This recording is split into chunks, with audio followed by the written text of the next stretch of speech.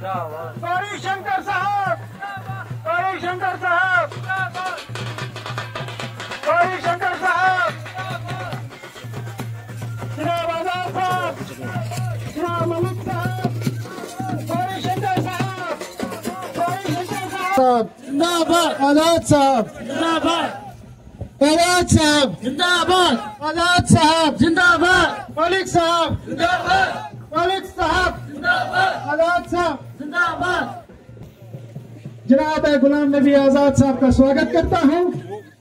उसके साथ बैठे श्री गुलाम हैदर मलिक साहब, एक्स डिप्टी स्पीकर, उनका स्वागत करता हूं। और उसके बाद हमारे महबूब रहनुमा DPAPA के कैंडिडेट 4 नंबर बाल्टी, बाल्टी का निशान याद रखना है। हमारे गौरी शंकर जी इनको कामयाब करके, और हमारे आजाद साहब का ये वोट है सारा, ये कामयाबी है तो आजाद साहब और गुलाम है तो मलिक साहब की कामयाबी है। जिन लोगों ने देखा कि मलिक साहब ने जो काम किया है वो हमें फरामोश नहीं है। ज्यादा वक्त न लेते हुए मैं इजाजत चाहूंगा क्योंकि वक्त की किल्लत है। अब मैं सेक्रेटरी साहब से भी इजाजत लूंगा। देरी गला से प्रमाश करेंगे मछेटी तक, हेडक्वार्टर जहां बनेगा वहां कॉलेज होना चाहिए। हम चाहते हैं यहाँ सब डिस्ट्रिक्ट हॉस्पिटल जैसे हमने बनी बनाया है, इन लोगों का भी हक है मेरे भाइयों।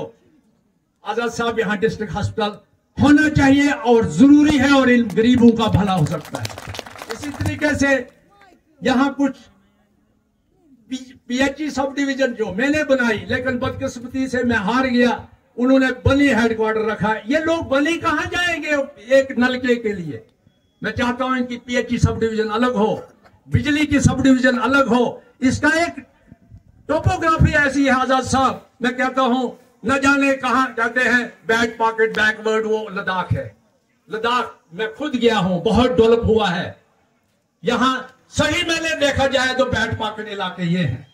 हमारा रिजर्वेशन 20% था, वो भी काटा गया, और 10% अर्बन डेवलपमेंट वो वहां देगी अर्बन एरियाज में, हमें 10% ही रहा है। आजाद साहब उसके लिए भी एक कमीशन बनाना पड़ेगा कि ये जो काफी नुमाइंद काफी पसमानदा इलाके हैं हमारे, उनके लिए रिजर्वेशन जो है लद्दाख पैटर्न पे हो, और अलग साइड बैक पॉकेट एरिया करार दिए जाए ये लोग। तभी हम कहीं हमारे बच्चे जो मेहनत करते हैं, पढ़ते हैं, इस वक्त PhD है यहाँ, स्कॉलर है यहाँ, कहां जा रहे हैं, कहां जाएंगे? कोई नौकरी नहीं, दरबदर है। हमारे जमाने में 1-1, 2-2 लगे हैं, लेकिन आज इन्होंने एक चपरासी भी नहीं लगाया इन 14, 20, 15 साल में।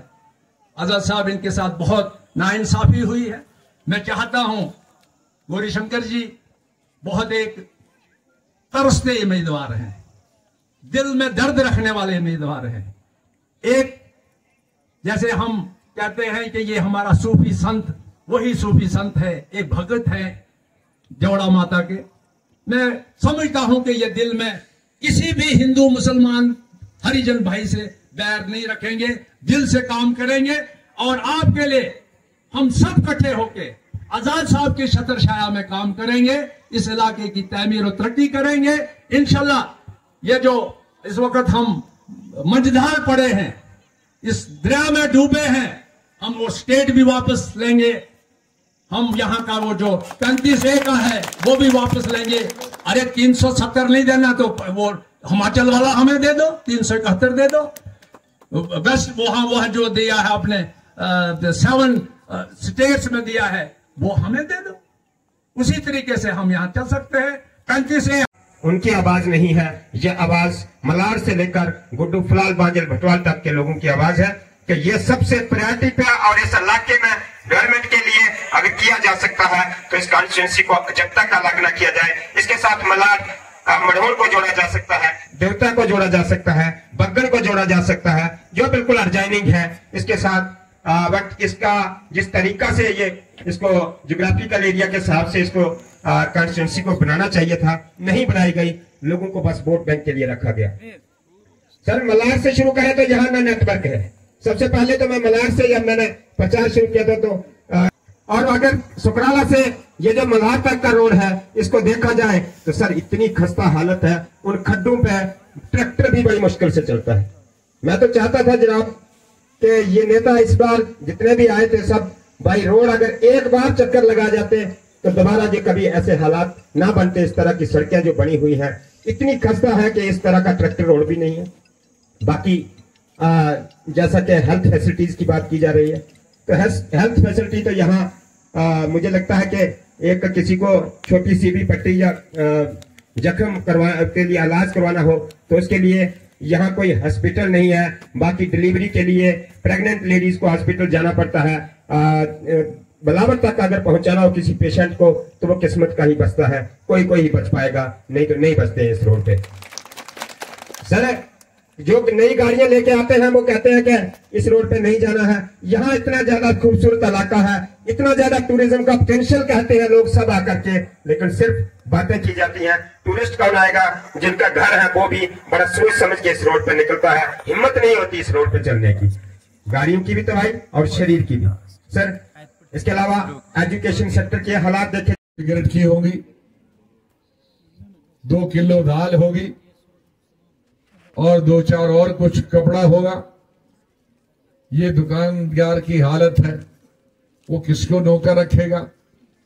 वो किसको पैसा देगा? जमीन नहीं, सब कुछ नहीं, जायदाद नहीं, नौकरी नहीं। इसलिए बहुत कुछ काम करना है। सड़कों का जाल हमने बिछाया, लेकिन चोर लीडरों से भी तेज होते हैं। जहां 1 करोड़ सड़क का है, 80 लाख खा जाते हैं, 20 लाख सड़क पे लगाते हैं। और अभी बादल आसमान पे ही होते हैं, और जब बादल गरजते हैं तो वो उस डर से ही उसके डंगे निकल जाते हैं, सीमेंट कहीं लगाते नहीं। हमारे जैसे इन इलाकों में सड़क कितनी मजबूत और मुकम्मल होनी चाहिए।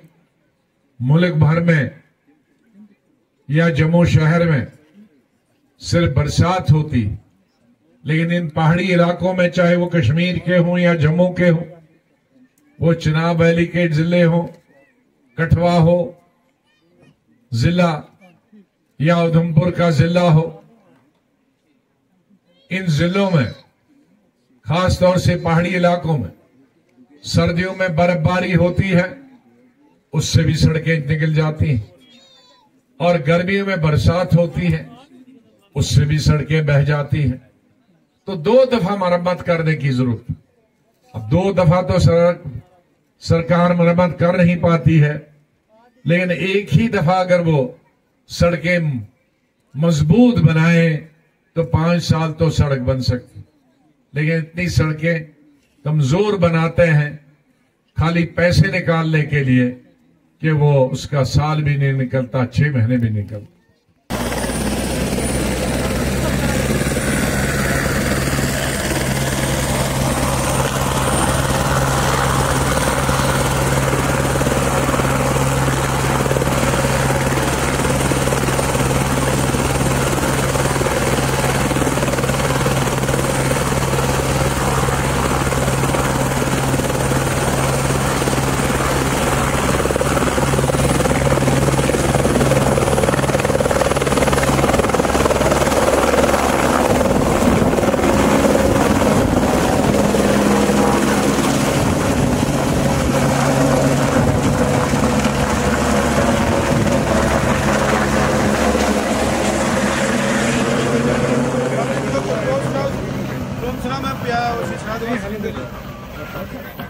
कंट्रोल रूम सुनाओ।